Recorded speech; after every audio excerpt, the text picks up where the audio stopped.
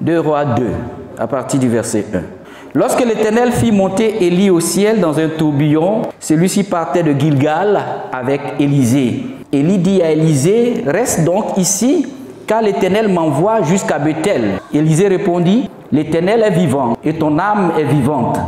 Je ne te quitterai pas. » Et il descendit à Bethel. Les membres de la communauté des prophètes de Bethel sortirent de la ville vers Élisée et lui dirent, « Sais-tu que c'est aujourd'hui que l'Éternel va enlever ton Seigneur au-dessus de ta tête? » Il répondit, « Moi aussi je le sais, taisez-vous. » Élie lui dit, « Élisée, reste donc ici, car l'Éternel m'envoie à Jéricho. » Il répondit, « L'Éternel est vivant et ton âme est vivante.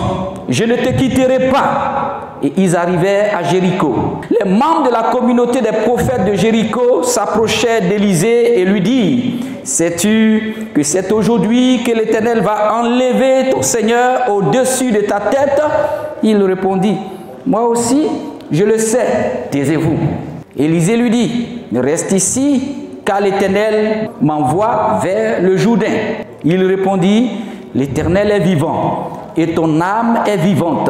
Je ne te quitterai pas. » Et ils poursuivirent tous deux leur chemin. Il y eut 50 membres de la communauté des prophètes qui vinrent se poster face à eux deux, à une certaine distance, tandis que même s'arrêtaient au bord du Jourdain. Élie prit alors son manteau, l'enroula et en frappa l'eau. Les eaux se séparèrent et ils traversèrent tous les deux à pied sec. Une fois qu'il eut traversé, Élie dit à Élisée, « Dis-moi ce que tu veux que je fasse pour toi avant d'être enlevé loin de toi. » Élisée répondit, « Qu'il y ait sur moi une double part de ton esprit. » Élisée dit, « Tu demandes quelque chose de difficile. Toutefois, si tu peux me voir pendant que je serai enlevé loin de toi, cela t'arrivera. Sinon, cela n'arrivera pas. » Alors qu'ils continuaient à marcher tout en parlant, un char et des chevaux de feu les séparèrent l'un de l'autre. Et Élie monta au ciel dans un tourbillon. Élisée regardait tout en criant, « Mon père, char de la cavalerie d'Israël. » Puis il ne le vit plus. Il prit alors ses habits et les déchira en deux. Il ramassa aussi le manteau qu'Élie avait laissé tomber et repartit. Il s'arrêta sur la rive du Jourdain, prit le manteau qu'Élie avait laissé tomber et frappa l'eau et dit, « Où est l'Éternel, le Dieu d'Élie? » Lorsqu'il frappa l'eau, elle se sépara aussi et il put traverser. Amen. Amen. Le deuxième texte dans Josué. Nous allons lire maintenant Josué 1, verset 1, à partir du verset 1. Après la mort de Moïse, le serviteur de l'Éternel dit à Josué, fils de Noum et assistant de Moïse, « Mon serviteur Moïse est mort. Maintenant lève-toi, passe le Jourdain, avec tout ce peuple pour entrer dans le pays que je donne aux Israélites. Tout lieu que foulera la plante de votre pied, je vous le donne, comme je l'ai dit à Moïse. Votre territoire ira depuis le désert et le Liban jusqu'au grand fleuve, jusqu'à l'Euphrate. Tout le pays des Hittites, jusqu'à la mer Méditerranée, vers le soleil couchant, personne ne pourra te résister tant que tu vivras. Je serai avec toi comme j'ai été avec Moïse. Je ne te délaisserai pas et je ne t'abandonnerai pas. Fortifie-toi et prends courage, car c'est toi qui mettras ce peuple en possession du pays que j'ai juré de donner à leurs ancêtres.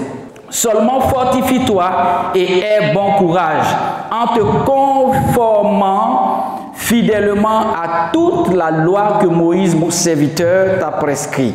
Ne t'en écarte ni à droite ni à gauche, afin de réussir où que tu ailles, et que ce livre de la loi ne s'éloigne pas de toi. Médite le jour et nuit pour agir avec fidélité, conformément à tout ce qui est écrit, car c'est alors que tu auras du succès dans tes entreprises, c'est alors que tu réussiras. Le texte est assez long parce que c'est deux textes mais je ferai un bref commentaire pour permettre au peuple de Dieu de comprendre l'essence de la révélation que Dieu veut porter à son Église ce matin.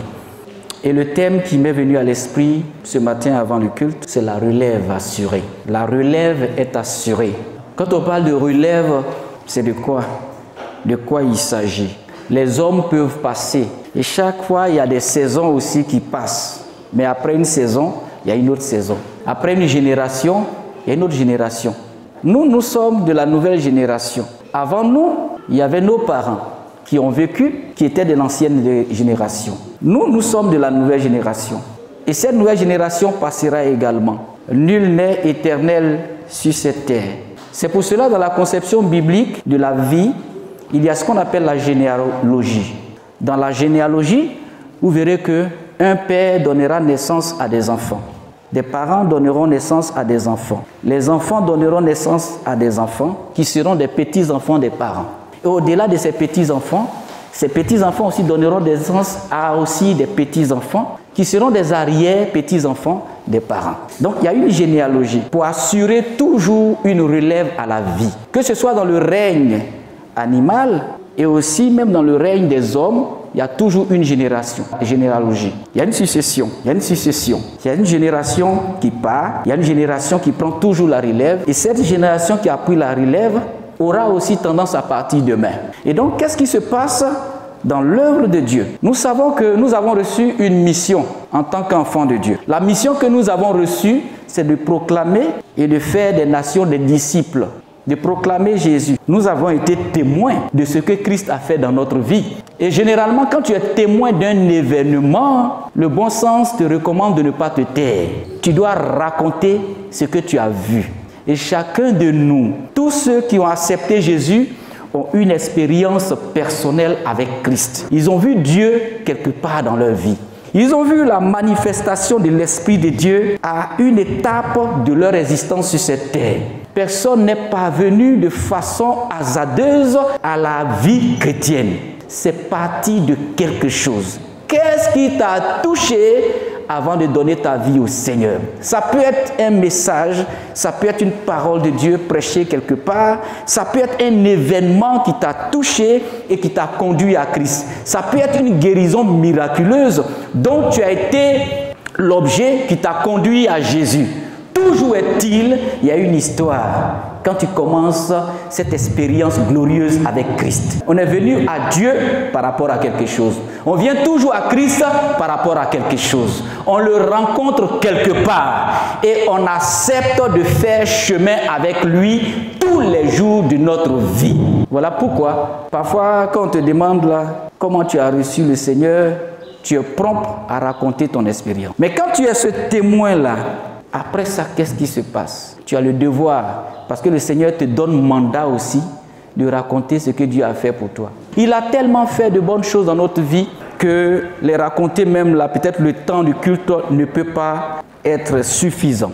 Donc, la relève dont il est question, il s'agit de quoi? Et l'exemple biblique que je veux utiliser ce matin pour vous donner cet enseignement, cette prédication, cette exhortation, c'est l'exemple de Josué. Et la Bible nous dit quoi? Lorsqu'on lit le premier verset de Josué chapitre 1, la Bible dit que la parole de Dieu déclare, après la mort de Moïse, le serviteur de l'Éternel, l'Éternel dit à Josué, voici que Moïse part, Moïse meurt. Mais quand Moïse meurt, quelque chose va se passer parce que ce n'est pas la fin de l'œuvre de Dieu.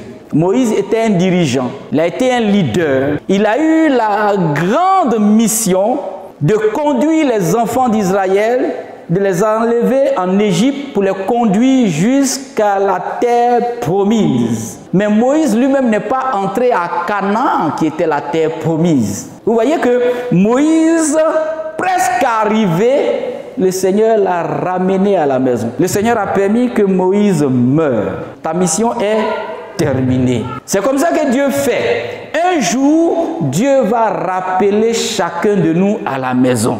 Et quand je te dis à la maison, ça veut dire que tu vas mourir. et tu vas te retrouver chez Dieu. Si tu es enfant du Seigneur, si tu as accepté Jésus de ton vivant sur la terre. Parce qu'après la vie sur cette terre, il y a une autre vie auprès de Jésus. Celle-là, elle est éternelle. C'est pour cela que la parole de Dieu déclare que celui qui croit en Dieu ne mourra jamais. Parce que même étant mort, il vivra auprès du Seigneur. Donc la mort n'est qu'une transition. Et c'est réel. Il y a une vie après la mort. Il y a une vie après la mort. Il y a même des personnes qui ont expérimenté cette vie après la mort, qui sont revenues à la vie et qui rendent aujourd'hui témoignage partout. Allez-y, écoutez certaines émissions, des témoignages. Tapez sur Google, témoignages des personnes qui sont mortes, qui sont revenues à la vie. Ils vont vous expliquer ce qu'ils ont vécu. À l'au-delà, il y a une vie après la mort. Et tout ce que nous faisons sur cette terre, c'est de préparer notre rencontre avec Dieu. Prépare-toi à la rencontre de ton Dieu. Parce que tout ce que tu fais, ce sera le carnet qui va te permettre d'entrer au ciel. Tous les actes que nous posons. Avons-nous accepté le Seigneur? Marchons-nous dans la vérité? C'est tout ça qui va permettre que tu entres dans le ciel. Celui qui n'a pas Dieu, celui qui ne connaît pas Jésus, ne peut pas entrer au ciel. Parce que le chemin qui mène au ciel, le chemin qui mène au paradis, le chemin qui mène à Dieu, c'est Jésus. Et il a dit dans sa parole, je suis le chemin, la vérité et la vie. Nul ne vient au Père que par moi. Donc Jésus est le chemin qui mène à la vie. Il est le chemin qui mène à Dieu. Donc nous avons dans notre parcours un temps à passer sur cette terre. Nul n'est éternel et Dieu rappelle Moïse. Bien que Moïse étant un responsable, Dieu le rappelle et Moïse meurt. Quand Moïse meurt, le travail de Dieu ne s'arrête pas. Quand Moïse meurt, Dieu suscite Josué. Alléluia. Et la Bible dit qu'après la mort de Moïse, le serviteur de l'Éternel, Dieu dit à Josué, fils de Noum et assistant de Moïse. Après une responsabilité, après une œuvre accomplie, le Seigneur ne permet pas que, après même que le leader ne soit plus là, que l'œuvre s'arrête. Ça, c'est important dans la vie. Une mission qui vient de Dieu, une destinée divine ne peut pas s'arrêter. Quand des individus partent, quand une personne meurt, Dieu suscite. Quand une personne peut-être a tellement vieilli et qu'elle ne peut plus se mouvoir, Dieu va susciter une progéniture qui va continuer l'œuvre. Le plus souvent, on regarde grandir nos enfants. On est content quand ils grandissent, non? Tu vois un enfant, il est tout bébé. Et puis après, tu vois l'enfant en train de faire les 4 pattes. Après, il commence à marcher. Après, il commence même à causer avec toi. C'est ton enfant, hein? Tu l'as vu tout bébé. Dieu ne fait jamais rien au hasard. La relève est toujours assurée avec Dieu. Et je vais dire à quelqu'un ce matin que dans le plan parfait de Dieu, dans le plan de Dieu, Dieu assure toujours la relève. Dans l'accomplissement de la destinée qui vient de Dieu, Dieu va assurer toujours la relève. Les hommes peuvent partir, les hommes peuvent mourir, mais Dieu va assurer toujours la relève. Il aura un témoin qui rendra témoignage des actes d'un père qu'il a vu dans l'œuvre. Il aura un témoin qui rendra témoignage des actes d'une mère qu'il a vu à l'œuvre. Il aura un témoin qui parlera et qui sera le témoignage vivant des œuvres d'un père dans le Seigneur, des œuvres d'une mère dans le Seigneur. C'est pour cela qu'il est important pour nous d'enseigner nos enfants. C'est pour cela qu'il est important pour nous d'éduquer nos enfants. C'est pour cela qu'il est important pour nous d'enseigner l'Église. C'est pour cela qu'il est important pour nous de montrer les révélations des Écritures au peuple de Dieu. L'œuvre de Dieu ne s'arrête jamais. Les désertions dans la maison de Dieu ne peuvent pas arrêter le travail de Dieu, le dessein de Dieu, le plan de Dieu pour une famille ne peut pas arrêter parce que tous les enfants ou bien la majorité des enfants n'ont pas réussi. Le plan de Dieu ne peut pas s'arrêter pour une famille parce que certaines personnes ont arrêté.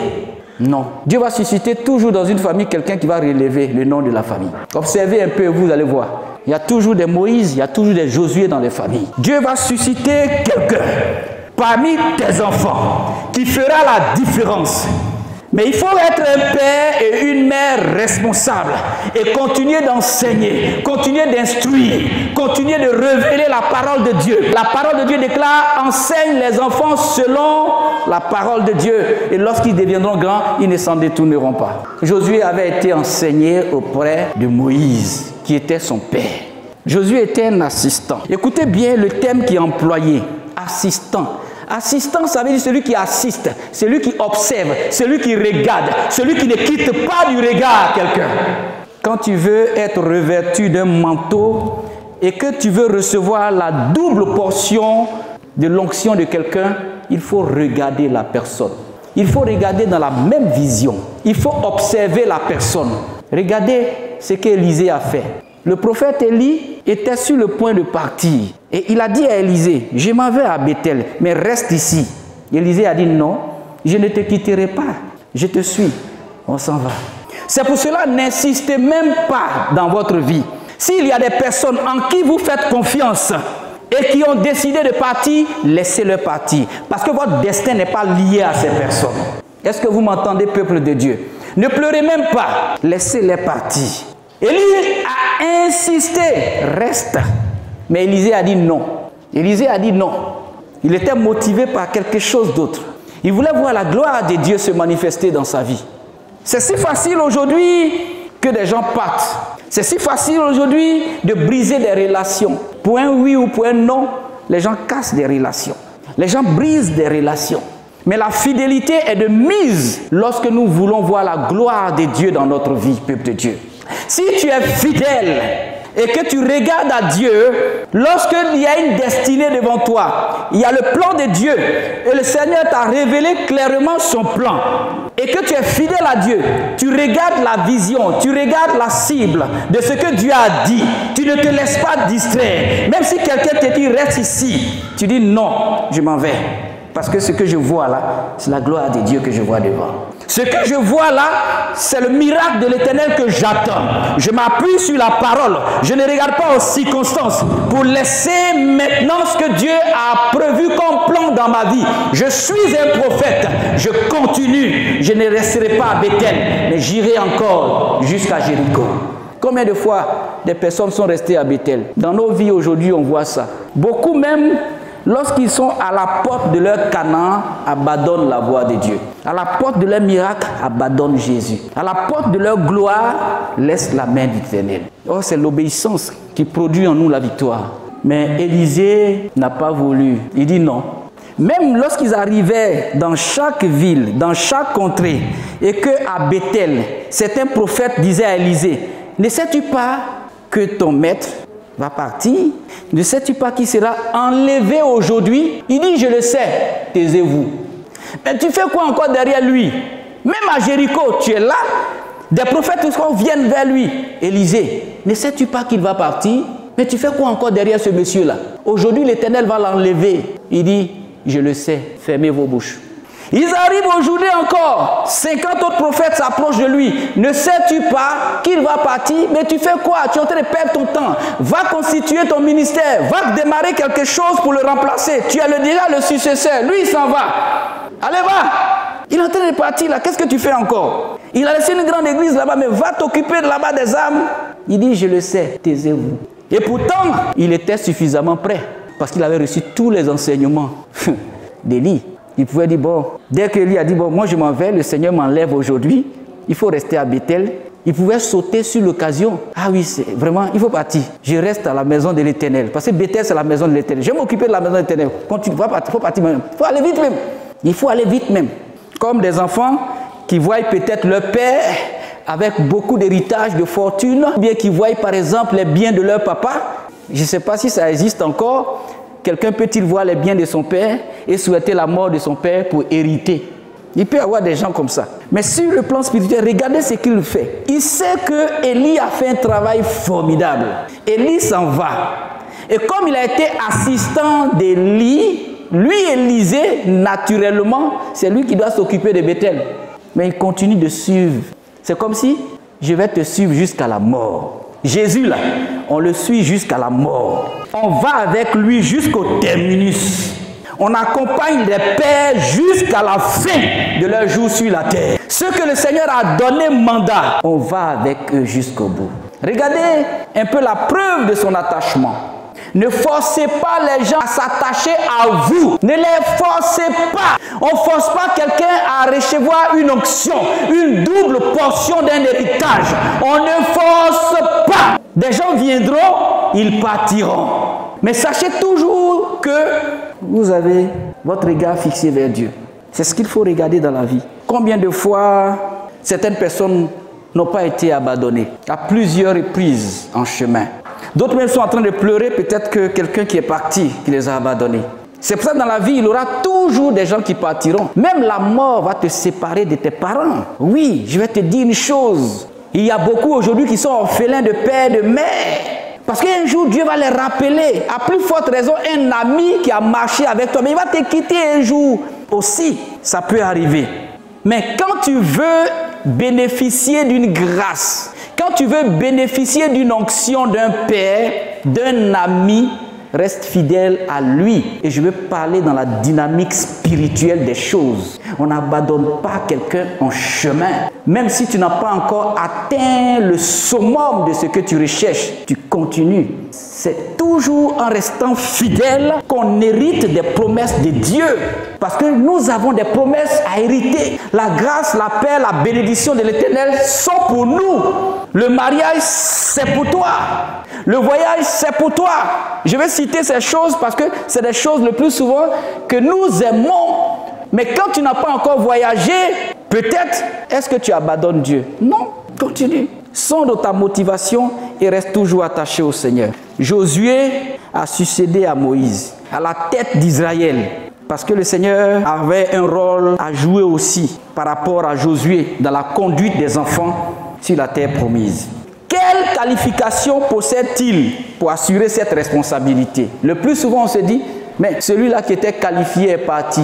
C'est moi que le Seigneur certainement a mandaté. Mais qu'est-ce que je sais bien faire?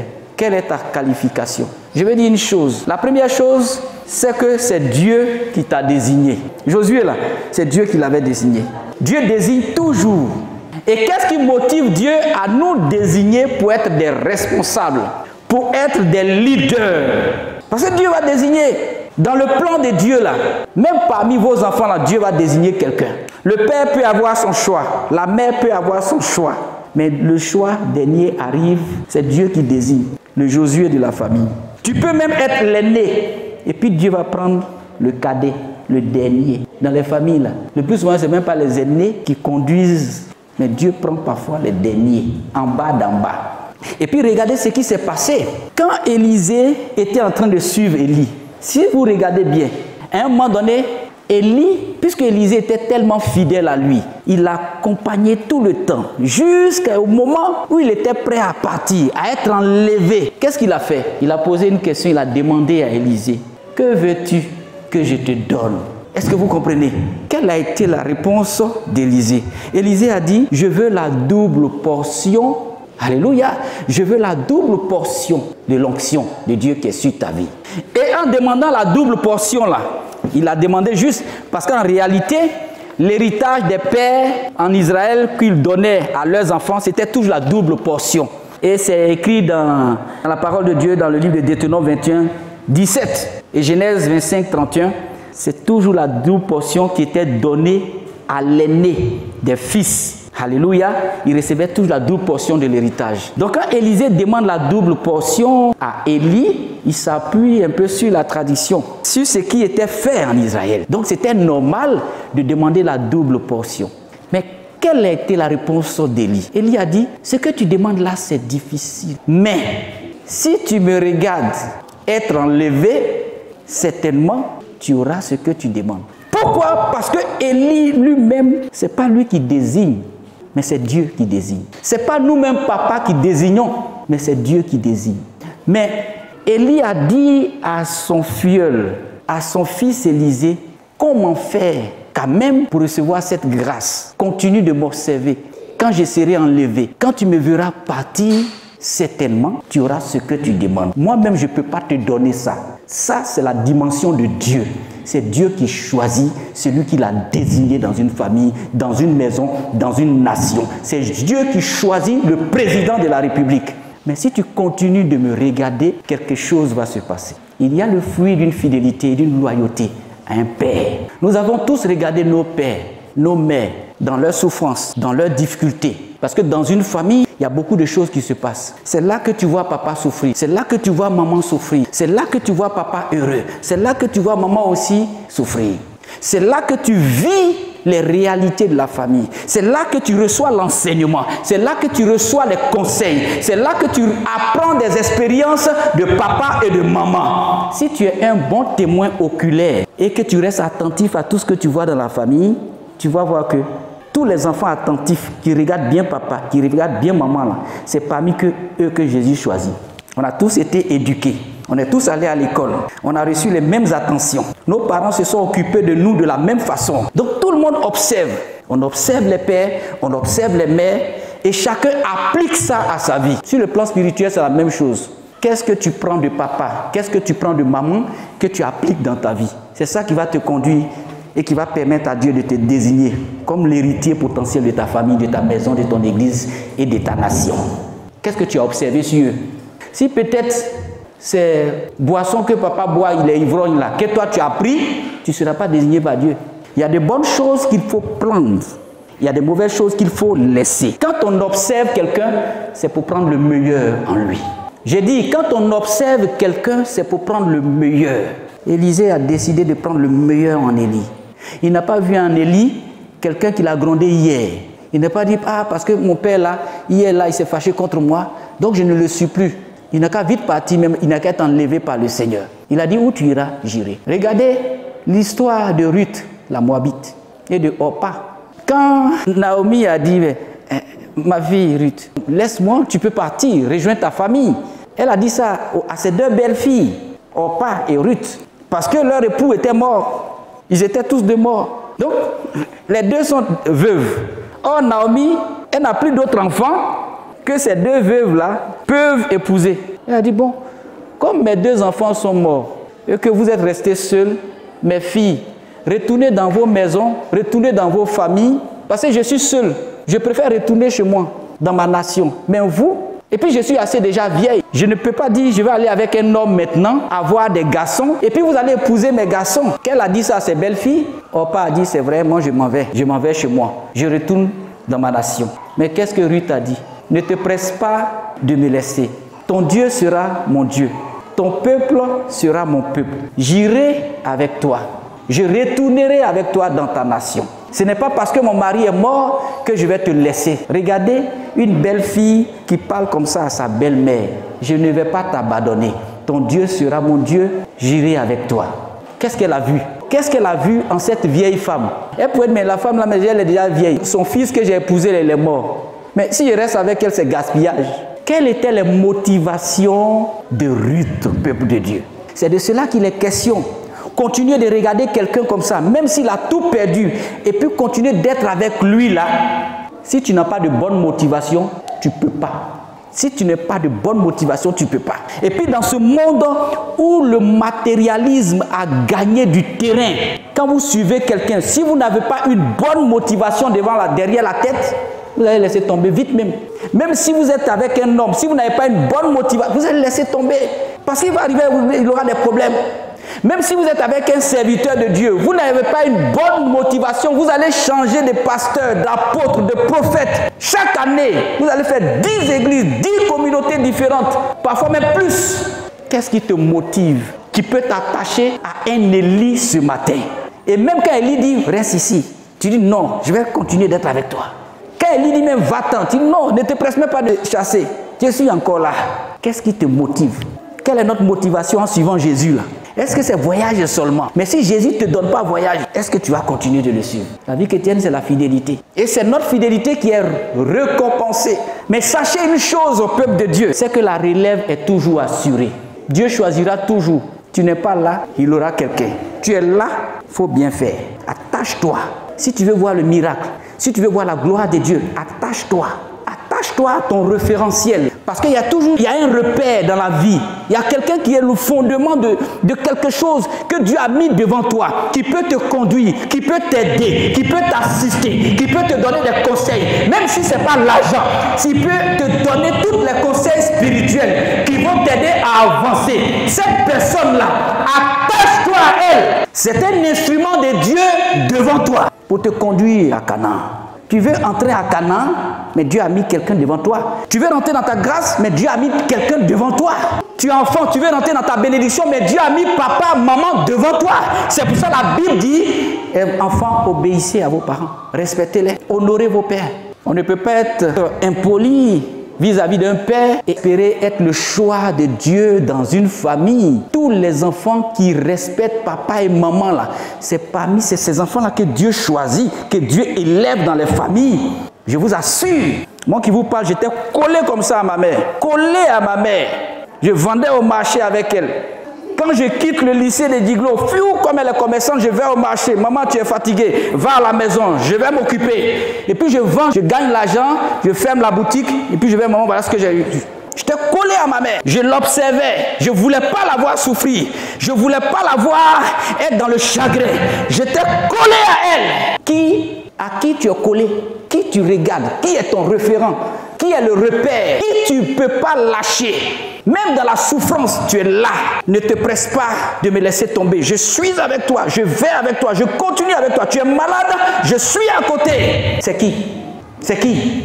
C'est qui? Quelle est la personne même qu'elle va te donner des conseils? Ça va te faire mal, mais tu es là. Tous ceux qui sont réellement des pères, là, ils utilisent aussi la verge quelquefois. La verge, là, c'est la chicotte. Quand on chicote, là, ça fait mal, non? C'est quand tu chicotes, tu ris, tu pleures. Mais quand tu finis de pleurer, tu regardes parfois même là les traces de la chicotte et puis tu te ressaisis. Tu diras, je ne voudrais plus jamais être chicoté peut-être par mon père demain. Et tu changes. Regardez notre génération de maintenant, des gens qui ne sont pas habitués à la chicotte, la génération de maintenant. Ou à l'école, on dit que si tu es instituteur, tu prends même une chicotte, tu chicotes un enfant là. On est capable de t'arrêter. Dans certains pays même là, il faut frapper ton propre enfant. Allez-y au Canada et puis frappez votre enfant. La police vient vous chercher. Et puis l'enfant, on vous l'arrache. C'est l'État qui va s'occuper de lui maintenant. Des enfants vont conduire leur père en justice parce que papa les a chicotés. Vous vous en rendez compte? C'est la société dans laquelle nous vivons. Et quels sont les résultats de cette société aujourd'hui? Et ça, c'est arrivé aussi dans l'église. On ne peut pas donner conseil. Quand tu donnes conseil, oh, il m'a trop donné des conseils, ça je ne l'accepte pas. Les gens n'acceptent même pas la parole de Dieu. Le diable bloque, il empêche. Oh, le Père est là pour ça. Les Moïse sont là pour ça. Les Josué sont là pour ça. Pour instruire le peuple. Qui est ton Josué? Tu as combien de Josué? Un Josué parle ici, tu le laisses, tu vas chez un autre Josué. Mais laisse-moi te dire, les Josué seront toujours dressés devant toi. Pour t'instruire toujours. C'est qu'avant même de finir ton temps sur la terre, là, tu vas parcourir 1000 églises. Or, 1000 églises, là, il n'y a pas 1000 églises, il y a une seule église. C'est comme si tu te promènes et puis tu ne te retrouves pas. C'est les noms seulement qui diffèrent. Et puis, c'est les lieux. Sinon, l'église, c'est l'église. Il y a une seule église de Jésus. De la même façon, on est en train de faire culte ici, là, dans un autre lieu. Il y a une autre église là-bas qui prie aussi comme nous. Mais c'est même Jésus, là. Ici, on dira faisons. Tu vas aller là-bas, on dira peut-être Assemblée de Dieu. Tu vas aller de l'autre côté, on dira Baptiste. Mais qui y prie? Pour qui ils sont là? C'est pour le même Père. On est beaucoup sur la terre. Canada, États-Unis, France, toutes les couleurs, blanc, noir, tout le monde. Un seul Jésus. Un seul Jésus. Un seul médiateur entre Dieu et les hommes. Quand Dieu nous regarde, il ne voit pas faisons. Il ne voit pas Assemblée de Dieu. Il ne voit pas chose. À l'église, quand on sera au paradis auprès de Dieu, là, tu ne viens pas en fonction, tu ne rentres pas au paradis en fonction de la dénomination. Donc, où est le problème? Si tu n'as pas accepté des conseils chez un premier Josué, chez un premier Moïse, ce n'est pas chez un autre Moïse que tu vas accepter conseil là-bas. C'est pour ça que beaucoup de personnes souffrent. Ils ne veulent jamais se remettre en cause. Ils ne veulent jamais accepter les instructions qui viennent de Dieu. Or, il faut être observateur. Il ne faut pas quitter du regard celui qui te donne des conseils. Où il ira, tu iras là-bas. Allez-y jusqu'au bout de vos relations dans la vie, si vous voulez réussir. Allez-y jusqu'au bout, jusqu'au fond de vos relations. Ne lâchez personne. Et surtout vos dévanciers, ceux que Dieu met devant vous. Attachez-vous à vos familles, attachez-vous à vos parents, attachez-vous au Père, attachez-vous et regardez les conseils qu'il donne. Si c'est à la lumière de la parole de Dieu, suivez ses conseils. Ça peut faire mal, mais ça transforme. Tout ce qui fait mal, guérit. C'est pour cela l'alcool là, quand tu mets dans la plaie, ça fait mal, mais ça te guérit après. Si ça ne fait pas mal, mets de l'eau dans ta plaie, ça ne fait pas mal. Mets l'eau simplement, ça ne va pas faire mal. Mais ta plaie ne va pas guérir. Mais mets de l'alcool 90 degrés, tu vas pleurer. Quand tu pleures après, le lendemain, ça commence à se cicatriser. C'est comme ça avec Jésus. La parole de Dieu lave, elle nettoie, elle purifie, elle renouvelle, elle transforme. Ça va te faire mal au départ, mais tu comprendras. Nous tous, on a accepté les conseils de nos parents. Et voilà pourquoi on est où on est là aujourd'hui. Oui, ce n'est pas tous les enfants qui ont atteint ce niveau. Dans une famille, ce n'est pas tous les enfants qui réussissent. Quand je parle de réussite, je parle de réussite sur le plan spirituel. Ce n'est pas seulement matériel. Ce n'est pas seulement matériel. Mais le fait de réussir, c'est accepter Jésus, marcher selon les principes de Jésus aussi. Et c'est ce qu'on est devenu. Moi, très jeune, déjà, j'avais donné ma vie au Seigneur. Gaël Marcelin qui est là, celui qui est là, il va se présenter tout à l'heure après le culte. C'est un frère qui a vécu à moi dans mon enfance. Il est venu ce matin pour suivre le culte. Je parle devant lui parce qu'il est témoin. Il est témoin. J'ai accepté Jésus très vite. Nous sommes une famille de 8 enfants. On a tous reçu l'éducation chrétienne, mais moi j'ai attrapé, j'ai pas laissé. D'autres n'ont pas attrapé. Et ceux qui n'ont pas attrapé là, j'ai pas peur de le dire, ils ont raté leur vie. C'est mes propres frères. Je leur dis ça directement. Je leur dis, vous voyez, non, on était tout petits, vous étiez plus grands même. Mais quand papa parlait, quand maman parlait là, vous n'avez pas saisi. Mais moi, je suis resté chrétien, non. Regardez-moi aujourd'hui. On n'abandonne pas les gens qui donnent des conseils. On n'abandonne pas une vision. On n'abandonne pas une vision qui vient de l'Éternel. On n'abandonne pas une destinée glorieuse. On s'accroche. On dit même la prophétie, si elle tarde, attends-la, elle s'accomplira certainement. Tu cours pour aller où? Tu vas rater ta vie. Celui qui court et qui abandonne sa destinée glorieuse, il rate sa vie. Tu ne sais pas pourquoi Dieu t'a mis là.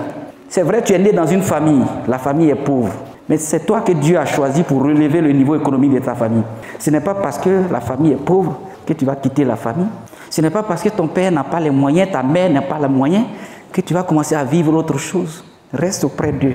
Apprends de leurs galères, apprends de leurs souffrances. Pleure avec eux, ris avec eux. Il aura des joies que Dieu va envoyer dans votre vie. Et ta focalisation, ton regard fixé vers eux, sans les abandonner, fera que Dieu verra en toi quelqu'un de fidèle. Dieu cherche des fidèles.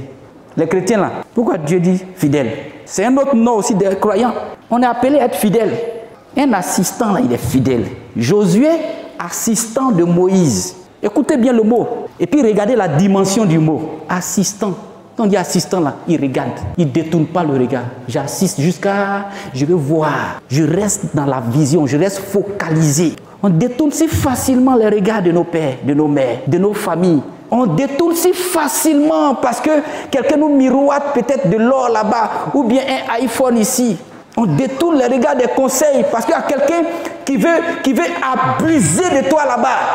Te donner quelque chose et puis détruire ta vie. Tu laisses ce que le père a dit, ce que la mère a dit. Il y a toujours un hameçon derrière un appât. Quand on vous lance comme ça, un appât comme ça là, il y a un hameçon derrière. Il faut bouffer. Boum. C'est comme ça que le diable fait. Évitons le filet de l'oiseleur dans la vie, peuple de Dieu. Soyons focus, soyons fidèles, quel que soit ce que ça va nous coûter. Mais avec Dieu, là, on n'échoue jamais. Avec Dieu, on gagne toujours. Si tu es fidèle, si tu es accroché à la vision, tu vas voir que tu recevras le manteau de la double portion. Ce que tu vas recevoir là, ça sera plus grand que ce que le Père a reçu. Quel papa ne souhaiterait jamais que son fils ait le double de l'héritage? On laisse le minimum au fils en espérant qu'il aura le double. On investit dans nos enfants en espérant que notre investissement la fera qu'ils deviendront plus grands que nous. Si moi je suis cadre, peut-être haut cadre dans l'administration, je souhaiterais que mes enfants, mon enfant soit peut-être ministre ou bien président. Donc le Père cherche à voir toujours et à permettre que l'enfant ait une double part. Tous vos pères devant vous voudront que vous soyez doublement meilleurs, efficaces dans l'œuvre, dans votre destinée que eux. Mon père était instituteur, mais il a toujours voulu que ses enfants soient plus qu'instituteurs. Alléluia! Et je suis plus qu'instituteur parce que je suis pasteur. Je suis serviteur de Dieu. Il était diacre dans l'église. Il voulait que ses enfants soient plus. Je ne suis pas diacre, je suis pasteur, au-dessus du diacre. Conseiller spirituel. C'est ça. Le papa veut toujours meilleur pour ses enfants. Dans tous les conseils des pères, suivons-les. Marchons avec, vivons avec. S'ils disent reste ici, Tu dis non papa, je ne vais pas rester ici, je continue avec toi. Élisée a détecté le secret de sa victoire. Les prophètes dans chaque ville disaient reste, parce que lui là il s'en va. Il a dit non, taisez-vous, je sais ça déjà. Qu'est-ce que vous ne savez pas que quelqu'un d'autre va vous dire? Dites-le moi. Qu'est-ce que vous ne savez pas? Les chrétiens qui sont toujours propres à écouter les autres. On dit, on dit, on dit, on dit. Élisée nous enseigne ce matin. Les ondits là veulent te bloquer à Bethel. Les ondits là veulent te bloquer à Jéricho. Les ondits là veulent te bloquer au Jourdain. Ils ne veulent pas que tu traverses. Laisse-moi te le dire. Élisée a dit, taisez-vous, je sais. Ce que vous dites là, vous ne me dites rien de nouveau. Je sais ça déjà. Qu'est-ce que toi tu ne sais pas que quelqu'un va te dire? Et puis tu es assis toujours à écouter les ondits. Qu'est-ce que tu ne sais pas? Dis-le-moi. Qu'est-ce que tu ne sais pas? Qu'est-ce que tu n'as pas encore reçu dans l'enseignement que quelqu'un d'autre va te dire ce matin? On a tout reçu. Dites aux ondits, taisez-vous. Quand on veut avancer, tous ceux qui viennent nous empêcher ou bien les gens qui viennent nous distraire là, taisez-vous. Ce n'est pas du mal. Il y a des chrétiens qui acceptent tout dans la vie. Quand ils marchent, quelqu'un va venir pour les décourager. Ah, tu sais pas, celui-là a fait ça. Oui, c'est vrai. Hein? Et puis ça les décourage. Et puis ils sont assis maintenant, ils ne bougent pas. Toi qui avançais là, tu as écouté un non-dit. Tu n'as même pas été capable de dire à la personne, tais-toi. Combien de fois tu as dit à quelqu'un qui est venu critiquer, soit ton papa, ou bien un pasteur, et puis tu as dit, tais-toi. Combien de fois? Oh, c'est une vérité. Pourquoi vous ne dites pas tais-toi aux ennemis de vos destinées? Des gens viennent s'aimer des venins mortels, des paroles mortelles pour vous alourdir, pour vous détruire. Vous les écoutez, ça influence, ça impacte vos vies. Et puis demain, vous êtes affaibli. La personne qui vous a influencé, elle devient forte. Parce qu'après, elle se répand. Oh, toi, tu étais tellement faible, tu as perdu. C'est ce qui arrive dans la vie de beaucoup de chrétiens. Les paroles sont parfois des venins. Acceptons ce que nous devons accepter qui peut nous aider à avancer. Et refusons, disons, tais-toi, parfois. Tout n'est pas oui, oui, oui, oui, oui, oui, oui. C'est un combat de ta destinée. C'est un combat pour ton élévation. C'est un combat pour ta croissance spirituelle. Et quelque chose qui veut t'alourdir, te décourager, sois capable de dire non. N'accepte pas tout. Disons non quelquefois. Non là. C'est parfois divin. Ce n'est pas toujours dire oui, oui, oui, oui, oui, oui. Parfois, il faut dire non quand tu veux avancer. Il faut dire non quand tu veux être découragé. Il faut dire non quand tu veux être perturbé par un conseil qui ne vient pas de Dieu. Il faut dire non quand le diable veut te tenter par quelque chose. Tu dis non. Jésus a dit non à Satan. Apprenons à dire non aussi si on veut avancer. Si tu ne dis pas non, tu vas voir qu'une parole va te perturber. Dites non. Dites non. Même à vos propres frères, vos propres amis, à vos propres frères même de sang. Je ne sais pas qu'est-ce qui vous lie. Et s'il y a quelqu'un même qui veut vous empêcher, vous pouvez vous troubler dans votre évolution, dites-lui non. Ce n'est pas tout on accepte dans la vie. Ce n'est pas tout. Dis non. Tu vas aller loin. Et c'est parce qu'Élisée a dit non qu'il a vu Élie partir. Et puis il a bénéficié de la désignation, de la nomination de Dieu comme étant le successeur de celui qui est parti. Veux-tu être un successeur digne? Regarde ta référence, ne l'abandonne pas. Tu seras désigné par l'Éternel. Que Dieu te bénisse. À l'écoute de la parole de Dieu. Retrouvez-nous sur nos pages Twitter, Instagram et YouTube. Que Dieu vous bénisse.